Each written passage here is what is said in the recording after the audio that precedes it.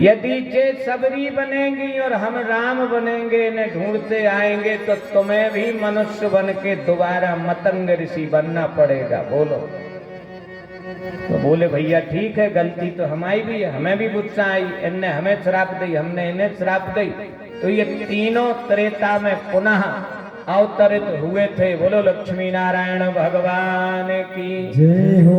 जब सबरी का प्रसंग तुम रामायण में पढ़ो तो वहां एक चौपाई पढ़ना ध्यान से।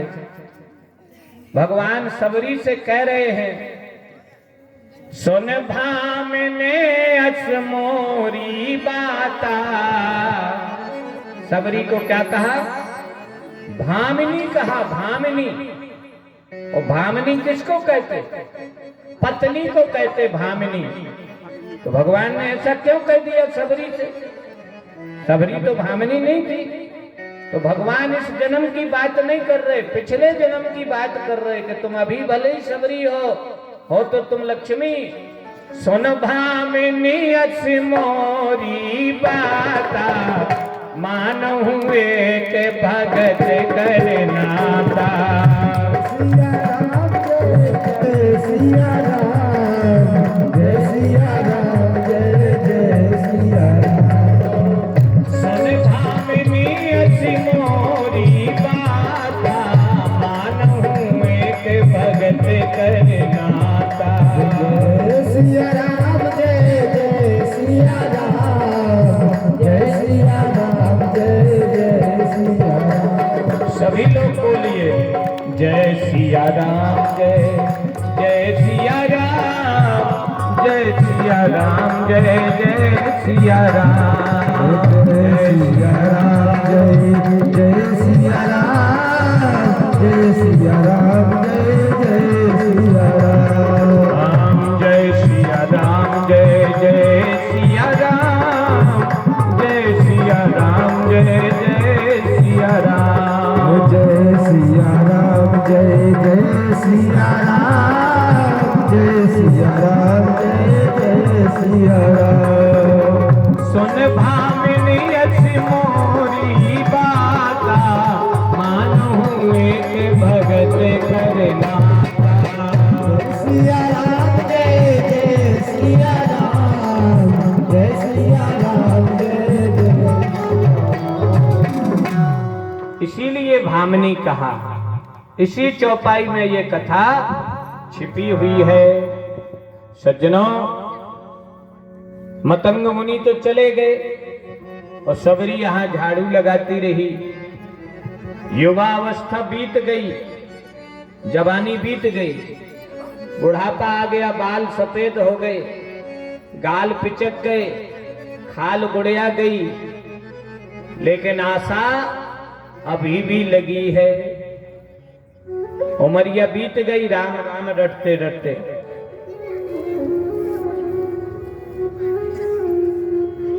लेकिन सबरी सदगुरु वैद वचन विश्वासा, जो सदगुरु ने वचन दिया था कि इसी तरह झाड़ू लगाते रहना, आज भी झाड़ू लगाती है। आज भी झाड़ू लगा रही है, झाड़ते जा रही है और गुनगुनाते जा रही है। रामा रामा रटते रटते बीती रे उमरिया। रामा रामा रटते रटते उमरिया। रामा रामा रटते रटते बीती रे उमरिया। रामा रामा रटते रटते बीती रे उमरिया। रघुकुल नंदन कब आएंगे, झीलनी की डगरिया। रामा रामा रटते रटते बीती रे उमरिया। रामा रामा रटते रटते बीती रे उमरिया। झाड़ू लगाते जा रही सबरी, गाते जा रही।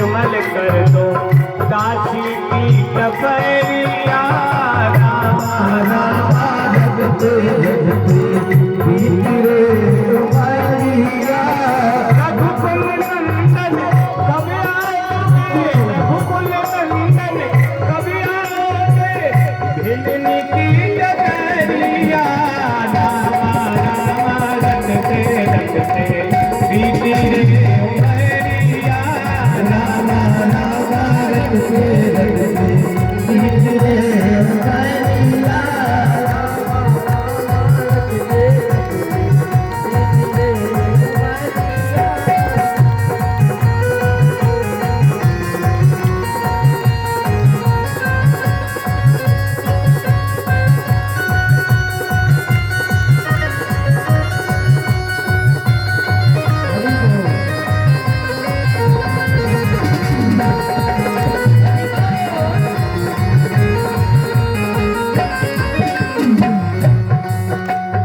रोज सवेरे वन में जाकर फूल फूल चुन लाती है रोज सवेरे वन में जाकर फूल फूल लाती है अपने प्रभु के सन्मुख रख के प्रेम से भोग लगाती है अपने प्रभु के सन्मुख रख कर प्रेम से भोग लगाती है मीठे मीठे बेरों की मैं मीठे मीठे बेरों की मैं भर लाऊं डुबरिया रामा रामा रटते रटते बीत रे उमरिया रघुकुल नंदन कब आओगे रघुकुल नंदन कब आओगे भिलनी की डगरिया रामा रामा रटते रटते बोलो हो रामा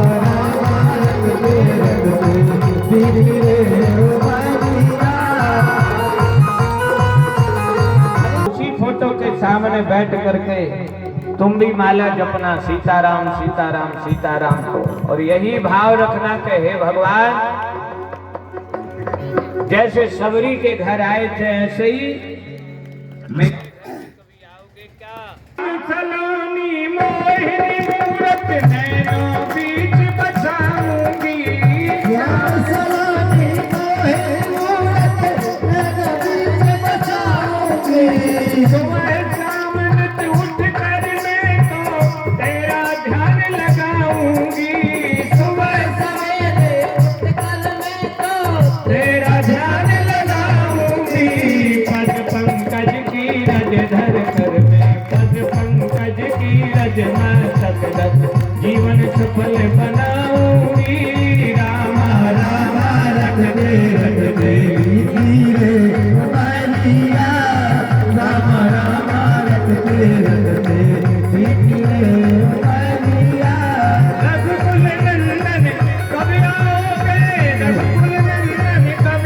आओगे भिलनी की डगरिया रामा रामा रटते रटते बीत रे उमरिया रामा रामा रटते रटते बीत रे उमरिया बीती रे उमरिया बीती रे उमरिया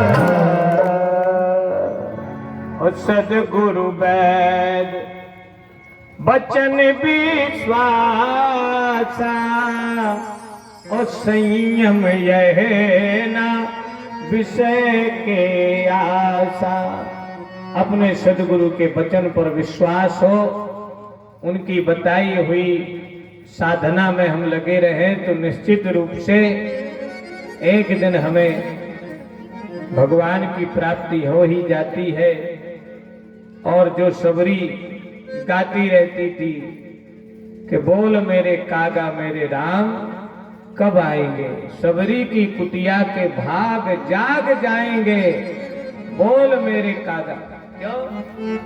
कौआ बोले ना, मंगरे पे कौआ बोले, तो अपने यहाँ मान्यता है कि आज मंगरे पे कौआ बोल रहा हो, कोई ना कोई आने वाला है। तो जैसे ही सबरी के, अब मंगरो अंगरो तो है नहीं बेचारी, उसकी तो कुटिया है, तो पेड़ पे जैसे कौआ बोलता था सुबह सुबह, तो सबरी को लगता था आज मेरे राम आएंगे, आज मेरे राम आएंगे।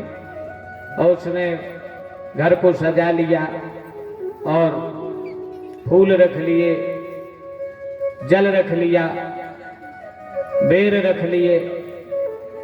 सुबह से बैठ गई इंतजार करते हुए, लेकिन दोपहर हो गई, राघवेंद्र कौशलेंद्र नहीं आए। शाम हो गई, नहीं आए। आशा, आज की आशा पूरी हो गई, लेकिन टूटी नहीं। रोज रोज वो कौआ बोलता था।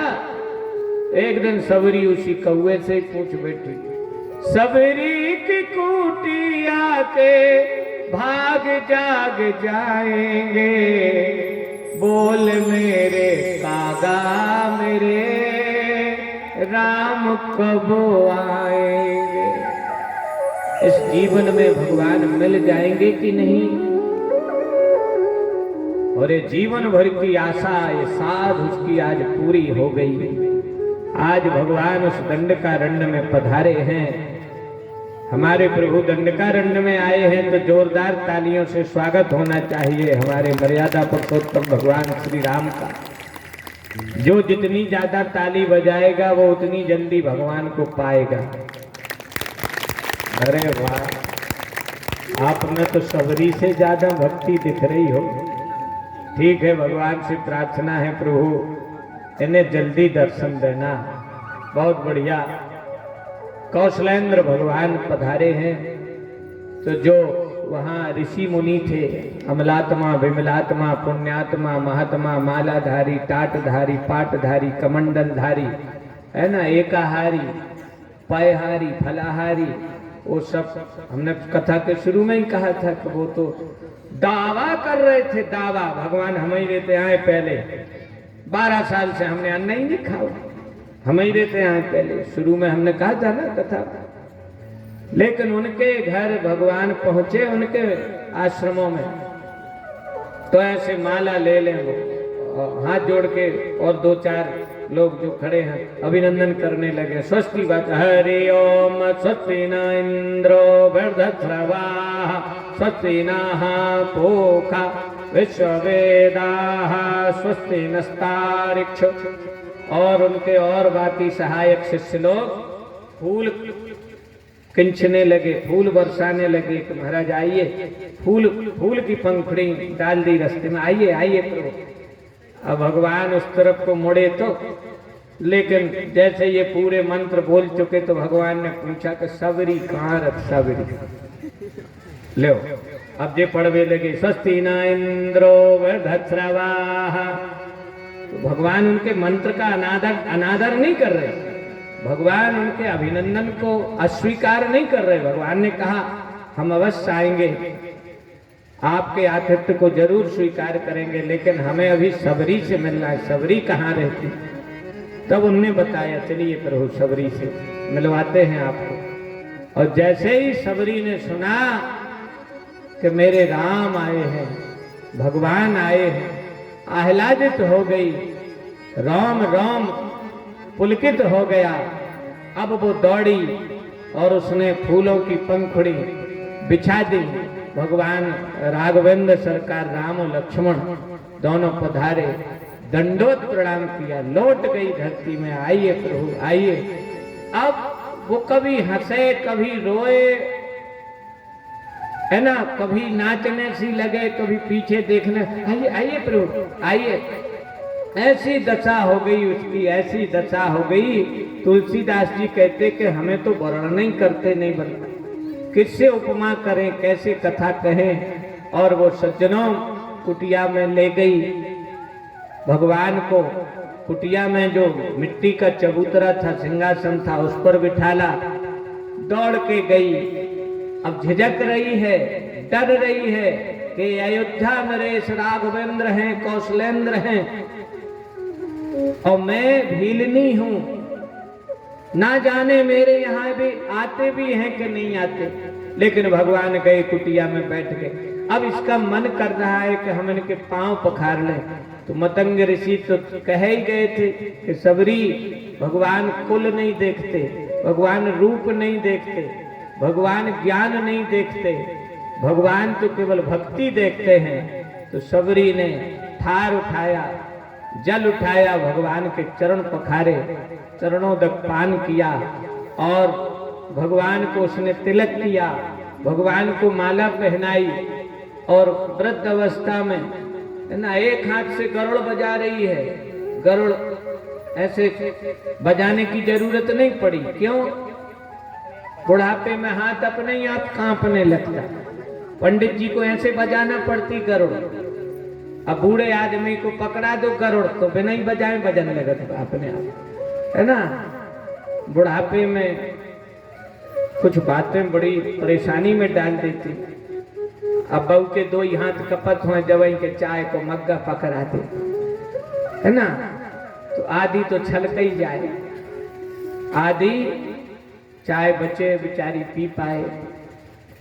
भगवान बैरी बुढ़ापा किसी को न दे, सबकी अच्छे से मुक्ति हो जाए प्रभु, किसी को कोई कष्ट ना हो, किसी को कोई वेदना ना हो।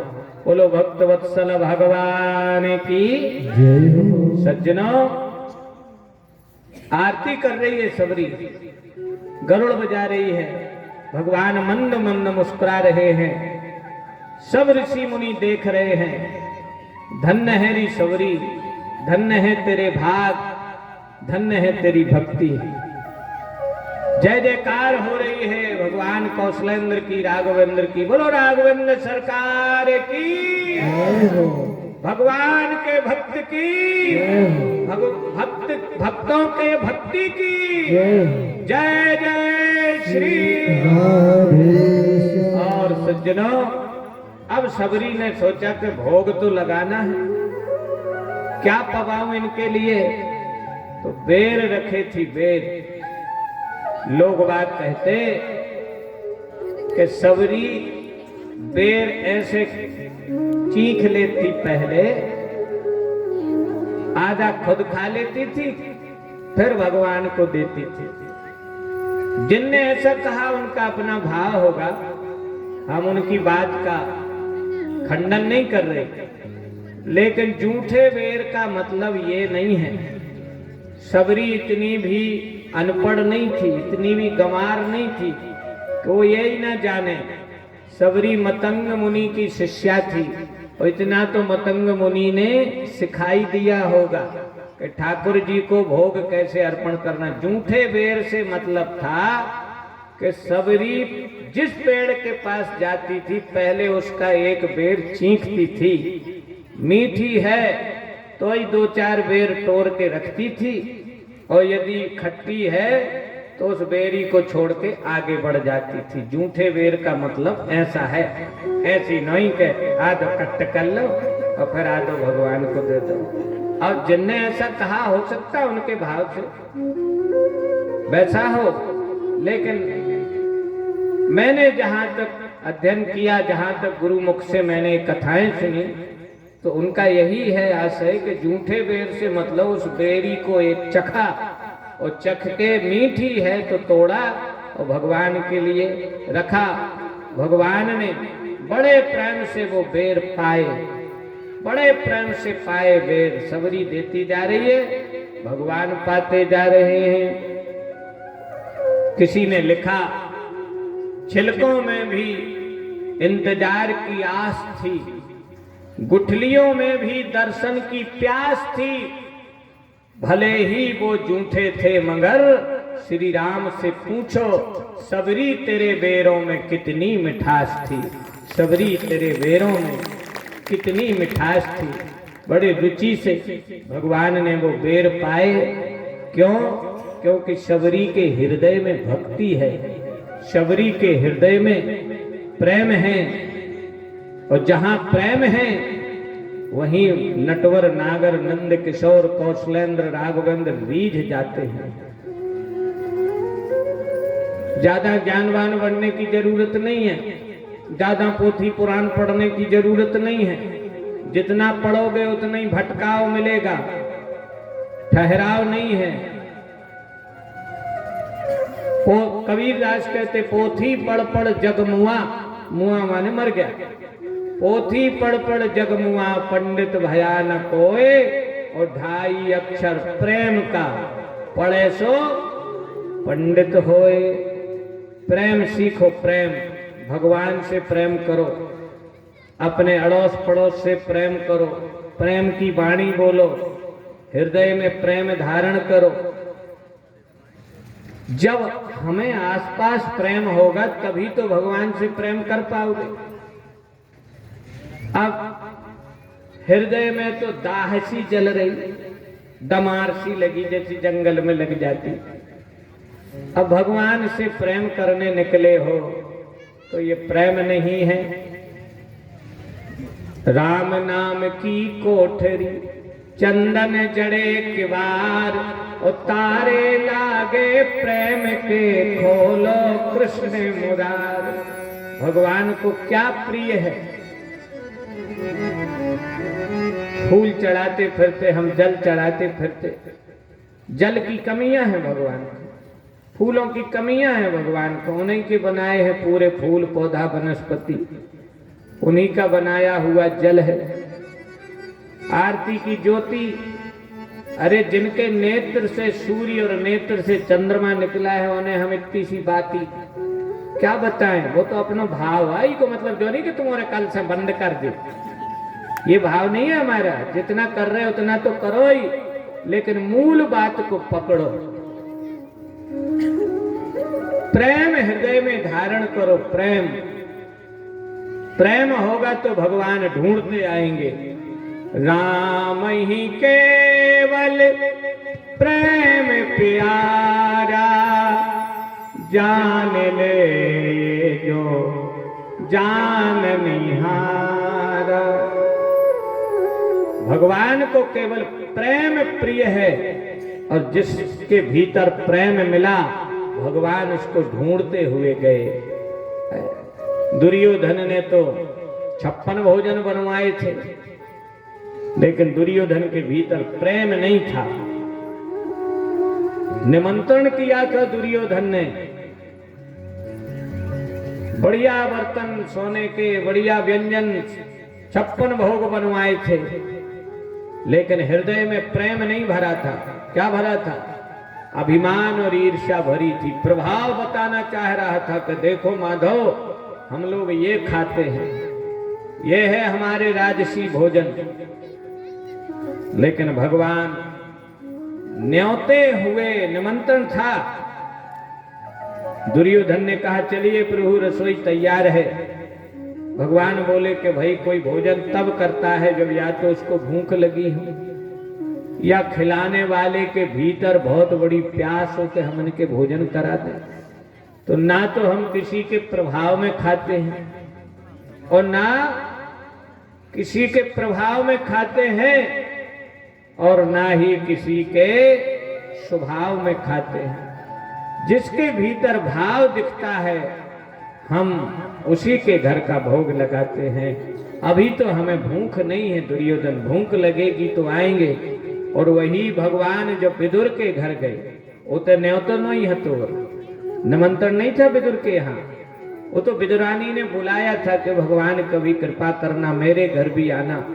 तो विदुरानी के घर जब भगवान गए, विदुर जी घर पे नहीं, वो भक्त हृदय, प्रेम हृदय विदुरानी ने जब देखा कि मेरे घर में माधव आए हैं, तो उसने केला का भोग भगवान को लगाया। और प्रेम में इतनी पागल हो गई, इतनी दीवानी हो गई, इतनी पागल हो गई।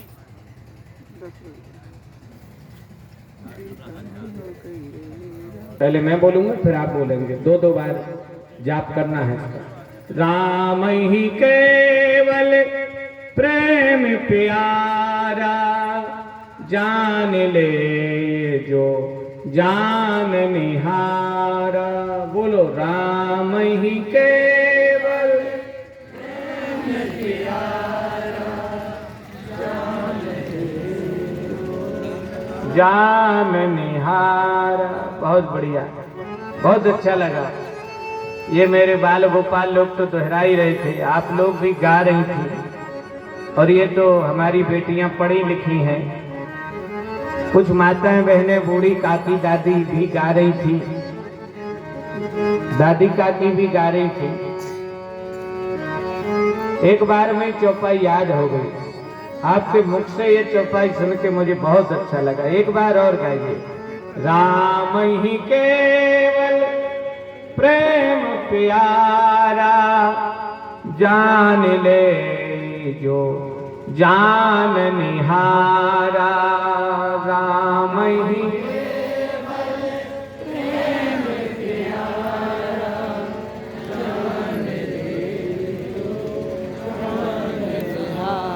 और विदुरानी जब प्रेम में पागल हो गई, दीवानी हो गई, भाव विह्वल हो गई, तो केला भगवान के लिए उसने अर्पण किए। तो केला छील के छिलका भगवान को देती जा रही, लेकिन इतने में देखने वाले आ गए, विदुर जी आ गए। और विदुर जी ने देखा कि ये क्या हो रहा, ये गावा फेंकती जा रही है और छिलका खवाती जा रही है, और भगवान प्रेम से छिलका खाते जा रहे हैं। विदुर ने विदुरानी का हाथ पकड़ लिया।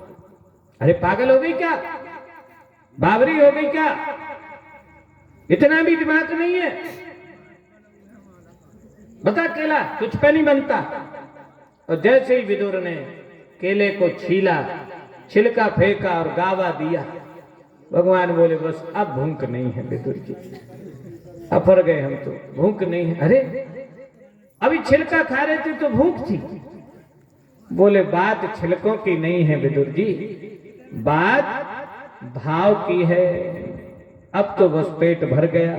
और भगवान बोले सबसे ऊंची प्रेम सगाई, सबसे ऊंची प्रेम सगाई, सबसे ऊंची प्रेम सगाई, सबसे ऊंची प्रेम सगाई।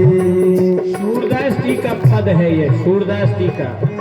सूरदास जी की भी कथा है भक्तमाल में, बहुत भक्तों की कथाएं हैं भक्तमाल में। कल केवट चरित्र होगा, केवट भैया कल केवट चरित्र होगा। केवट का चरित्र श्रवण करने के लिए आप सब आमंत्रित हैं। भगवान की कृपा से परसों रविदास का चरित्र होगा, रैदास जी का चरित्र होगा, चोखा मेला की कथा होगी। फिर एक दिन ठाकुर जी की कृपा से मीराबाई की कथा होगी, सखुबाई की कथा होगी। कथाएं सुनने के लिए, भक्तों की कथाएं सुनने से हृदय में भक्ति बढ़ती है। और यदि भक्ति पाना चाहते हो तो भक्तों की कथाएं सुनो।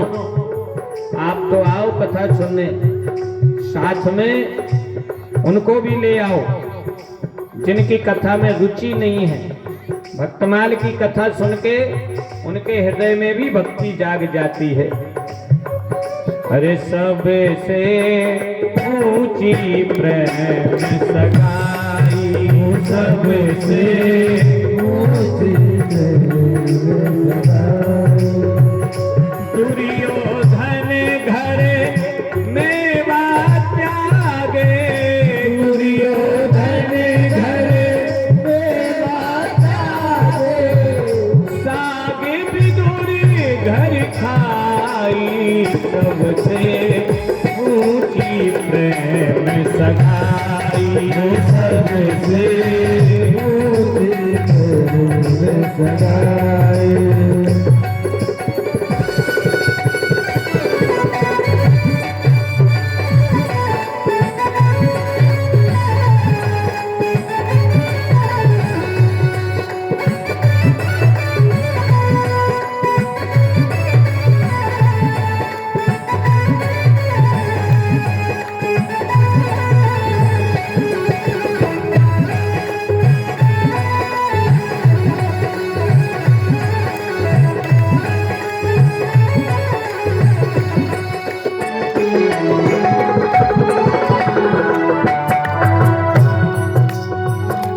झूठे फल सबरी के खाए झूठे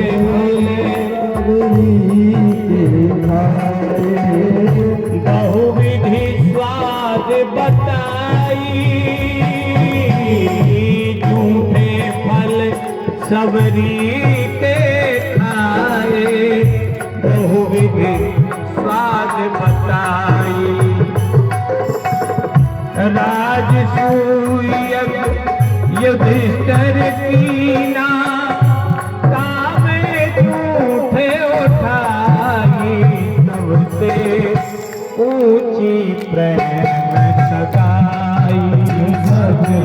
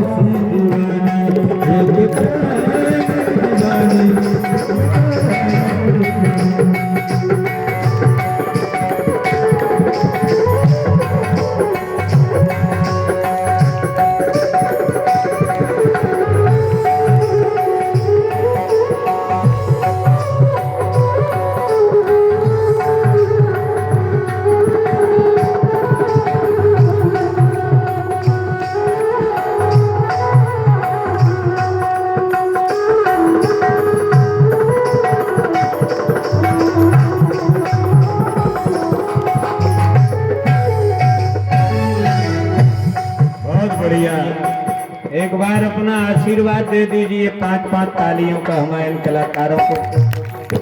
जो मेन कलाकार है उसका आर्गन में थोड़ी खराबी आ गई तो वो इंदौर गया सुधरवाने के लिए और सुना है कि 35,000 रुपये लग रहे उसकी सुधरवाई। तो वो नहीं है तो ये बजाने आए, लेकिन उसकी कमी हमको खल नहीं रही है। बढ़िया संग दे रहा है और बढ़िया संगीत चल रहा। आपका आशीर्वाद भी मिल गया तो ये और ऊंचे उठेंगे और आगे जाएंगे। प्रेम के बस पारस रस आको, प्रेम के बस पारस रस पार्थ माने अर्जुन। प्रेम के बस आकर के अर्जुन का रथ हाँका। प्रेम के बस पारस रस हाँक्यो, भूल गए ठकुराई। प्रेम के बस पारस रस हाँक्यो, भूल गए ठकुराई। ऐसी प्रीत बड़ी वृंदावन में, ऐसी प्रीत बड़ी वृंदावन में, गोपियन नाच नचाई।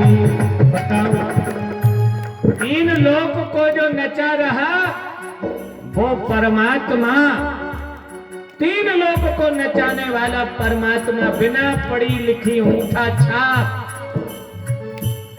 गोपियों के इशारे पर नाच रहा। गोपियों के इशारे पर नाच रहा। शेष गणेश दिनेश महेश सुरेश हो जाहि निरंतर धावे, ताहि अनादि अनंत अखंड अछेद अभेद सुभेद बतावे।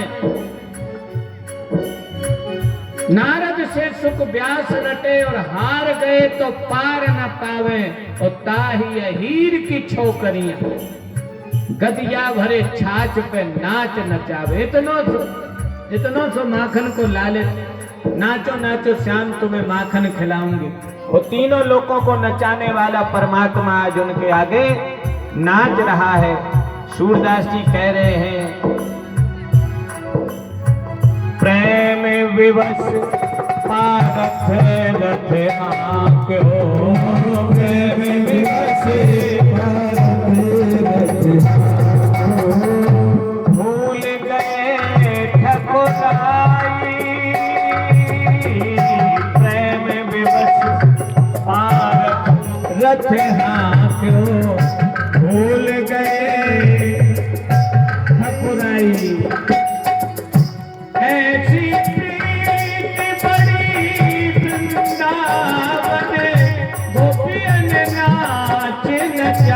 सगाई, सबसे ऊंची प्रेम सगाई, सबसे ऊंची प्रेम सगाई, सबसे ऊंची प्रेम सगाई, सबसे ऊंची प्रेम सगाई।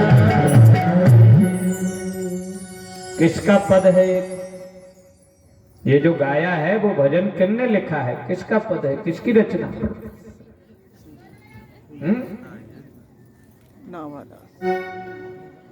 ये सूरदास की रचना है। सूरदास जी की रचना है।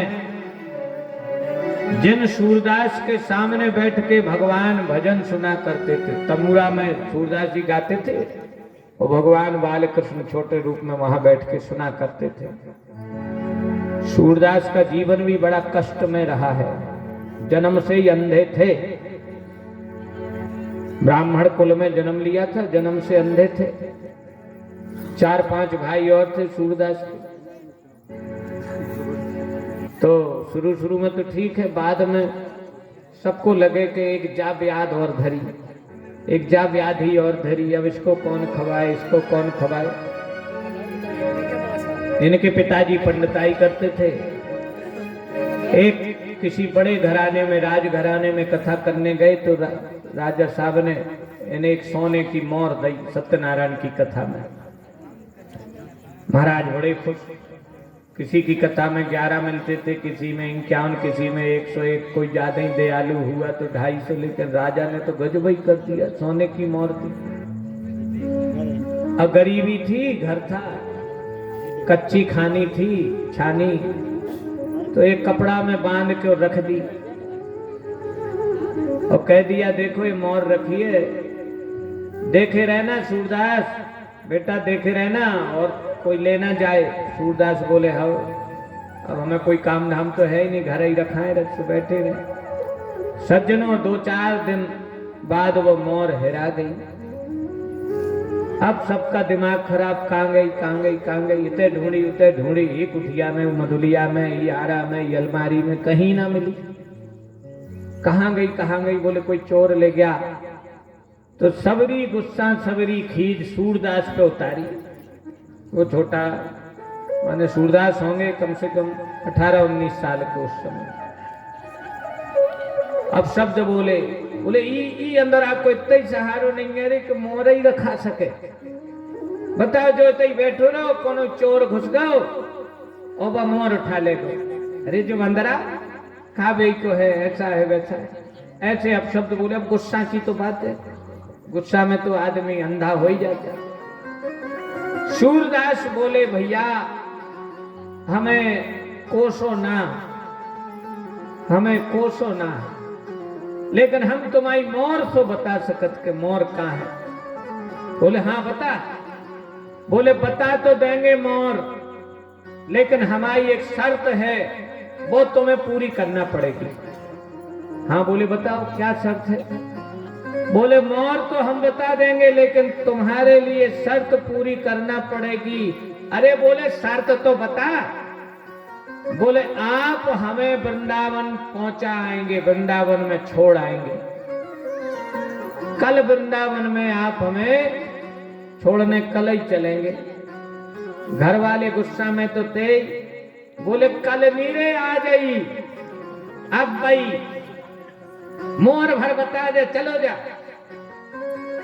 तो सूरदास बोले के घर के मकान के पीछे 5 हाथ दूर जरिया लगी, जरिया के पीछे बिल है, वो बिल में धरी मोर। दे गए भैया से, वो जरिया सही में है, वो जरिया में बिल है, तो बिल में जो है उनने खुदे सुबह मोर मिल गई। अरे बोले जाहे, बड़े खुश हो गए। अब जब मोर मिल गई तो सबरी गुस्सा कपूर की तरह उड़ गई। अब पंडित जी को भी और बाकी भाइयों को भी लगा कि अरे जो भैया अंदरा भली है, लेकिन जो तो हो रो बागेश्वर बाबा है, दिखता भले ही नहीं लेकिन सब बता देता है। बोले इसका तो लाभ उठाना चाहिए। अपने ते तो लगे दरबार, अपने ते तो लगे भीड़, टोकन बटे टोकन।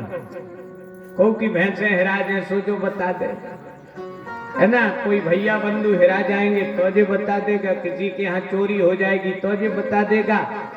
इससे तो अपन भारी लाभ उठा सकते हैं।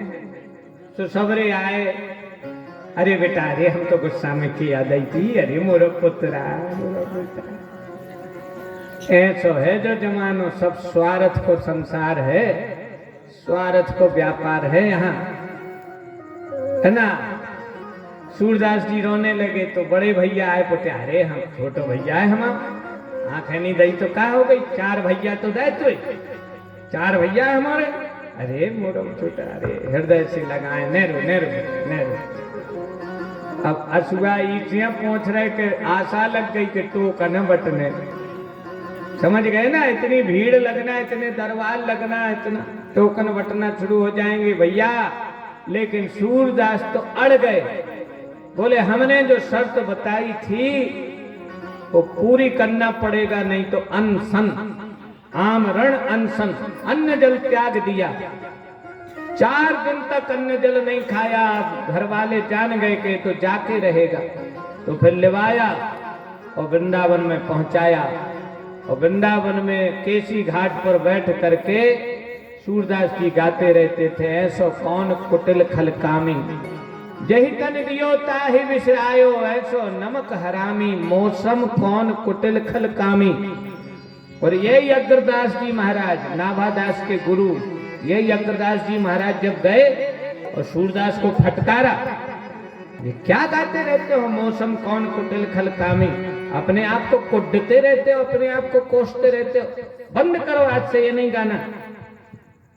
तो क्या गाए, बोले श्री कृष्ण की बाल लीला गाया करो, गाना ही है, भजन बनाना ही है, गीत रचना करना ही है, तो श्री कृष्ण की गीत रचना करो। बोले तो हमें तो कुछ पता ही नहीं, हमने देखा ही नहीं। बोले तुम जो लीला को लिखना चाहोगे वो लीला तुम्हारे हृदय में अपने आप प्रकट हो जाएगी। और सूरदास जी के पदों को पढ़ना, उनके पदों को पढ़ना, उनकी रचना को पढ़ना, उनके गीतों को पढ़ना। 7वीं 8वीं 9वीं की हिंदी में तो है ही, पढ़ना। एक गीत है, मैया बहुत बुरो बलदाऊ, कन्हैया कह रहे मैया से, मैया बहुत बुरो बलदाऊ, मोह से कहत मोल को लीनो, आप कहाए सगाऊ। मुँह से मोल को लीनो कहे, ले पुचकार गयो बन माही, मुझे पुचकार ले दो दाऊ भैया बन में, जहां सघन बन राऊ, जहां बहुत घना जंगल था। और जैसे ही बीच जंगल में ले गया तो वहां ताली मार के बोले भगोरे से हुआ है हुआ। ऐसा भजन लिखा। सूरदास जी का जो भी भजन आप पढ़ेंगे आप देखेंगे कि ऐसे लग रहा जैसे सूरदास जी उतई खड़े खड़े जो घटना देख रहे हैं। ऐसे सूरदास जी के इस भजन को उनने, ये भजन उन्हीं ने लिखा है। सबसे ऊंची प्रेम सगाई, सबसे ऊंची प्रेम सगाई, सबसे ऊंची प्रेम सगाई, सबसे ऊंची प्रेम सगाई। प्रेम विवश पारथ रथ हाक्यो, गोपिन नाच नचाई। और एक लाइन इसमें बहुत बढ़िया, बहुत प्यारी लाइन आई। अच्छा जल्दी तो नहीं जाना घर, कथा विराम का समय हो गया, आरती करा देंगे और कथा करें। जिन्हें घर जाना वो हाथ उठाओ, ऐसे मैंने उठे। जिन्हें कथा आगे सुनना है सबे हाथ उठाओ, 15 मिनट की कथा और सुनना है। प्राय सभी लोग सुनना चाहते तो केवल 10 मिनट और लेंगे आपके, इसलिए कि ये लाइन जो सूरदास जी ने लिखी है इस भजन में, प्रेम विवश नृप सेवा की, प्रेम विवश नर सेवा की। नृप माने राजा, केवट जी रैकवार जी नृप माने राजा। प्रेम विवश नृप सेवा की, प्रेम विवश नृप सेवा की। आप बने हरि नाई, प्रेम विवश सेवा की। आप बने हरि नाई। अब सेवा क्या कीनी, इस लाइन को पकड़ना जरा। सूरदास जी कह रहे प्रेम विवश नर नृप, प्रेम विवश नृप सेवा कीनी। नृप माने, नृप का अर्थ बताइए, कौन बताएगा? हाथ उठाओ। हिंदी के मां साहब। अच्छा, और आप क्या के हो? राजनीति के हो। वाह, बहुत बढ़िया।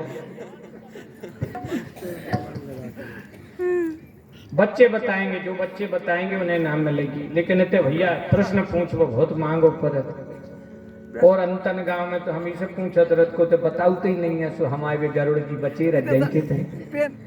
अब बीला तिगड्डा पे जो कथा हुई थी भैया, उसमें 10-12 गरुड़ जी ले आए थे। एक यादव जी ने पैसे दिए थे।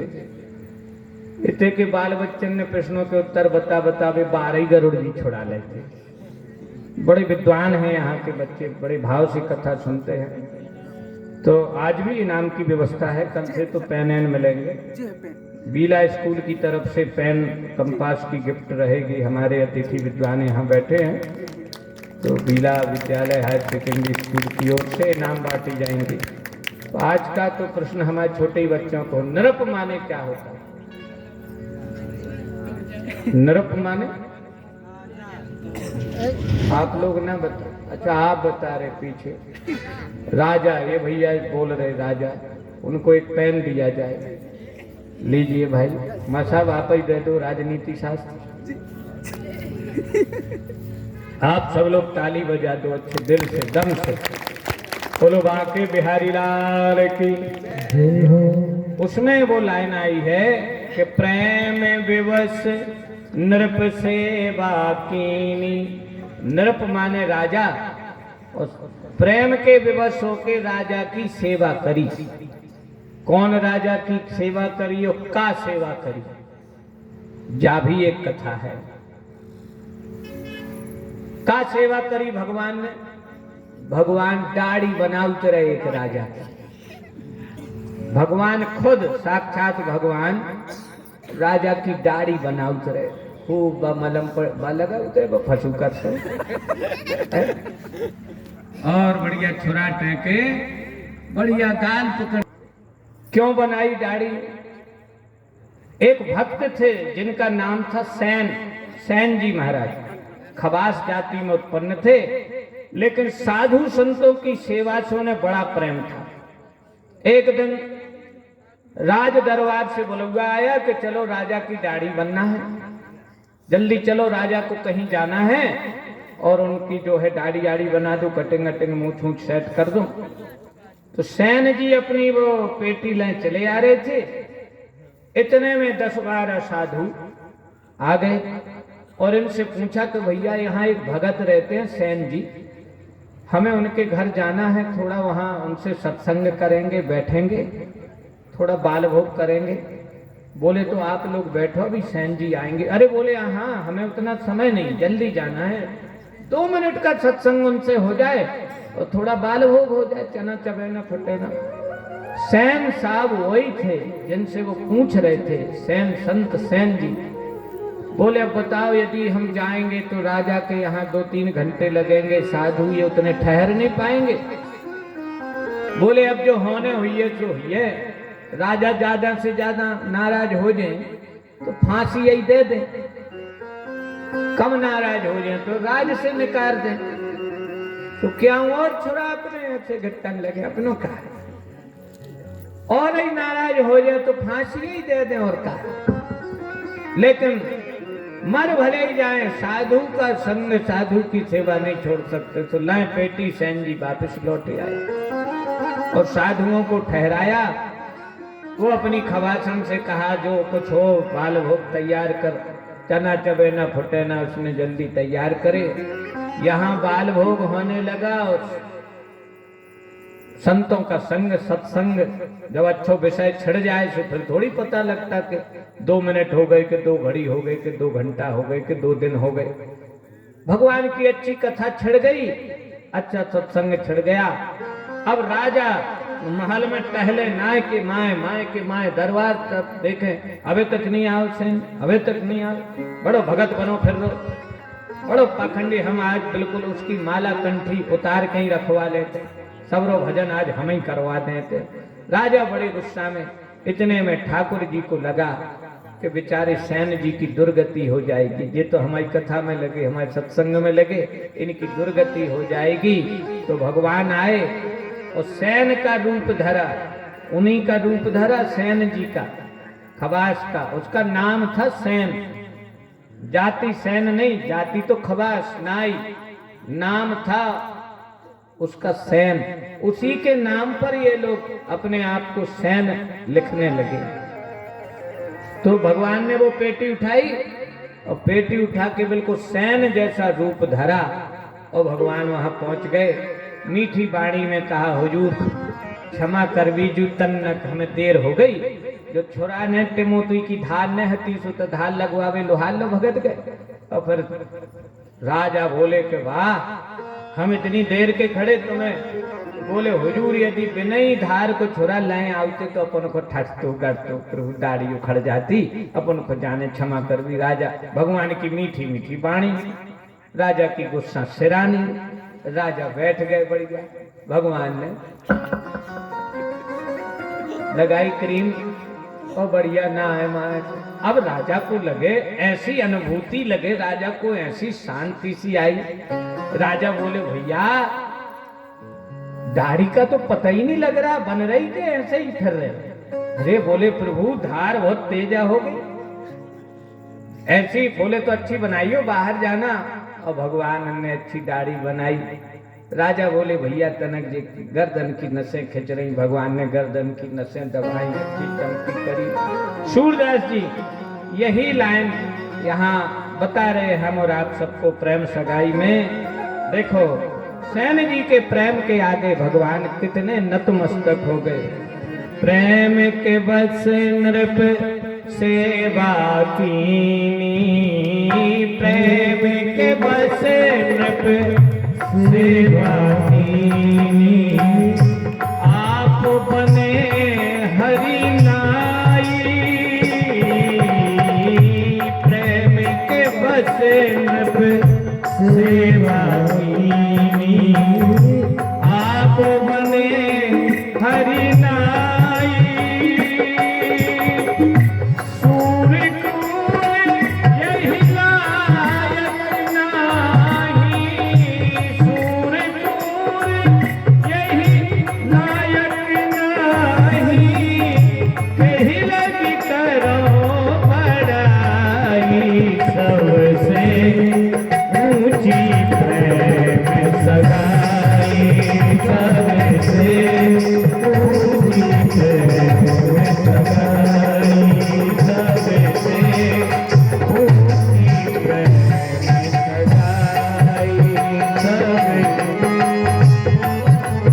खड़े हो जाइए आप सब लोग, इसी लाइन को दोहराते जाइए और खड़े हो जाइए।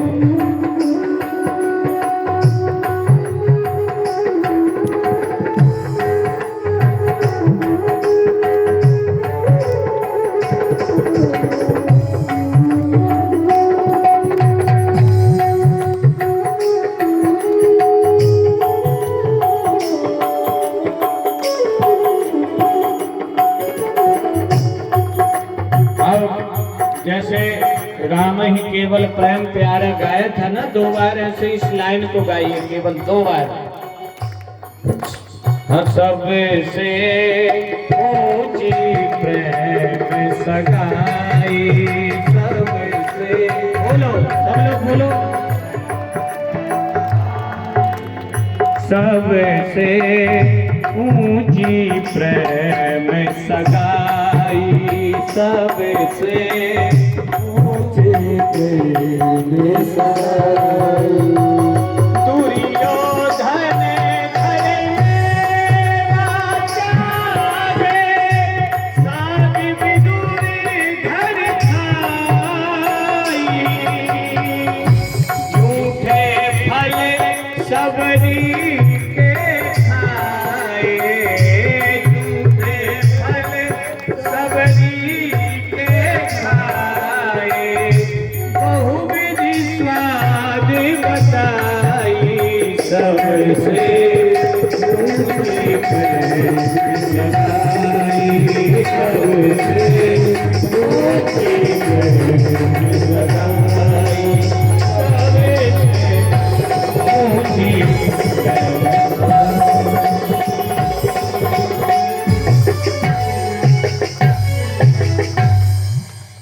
बहुत बहुत धन्यवाद आप सभी को, बड़े भाव से आपने कथा सुनी।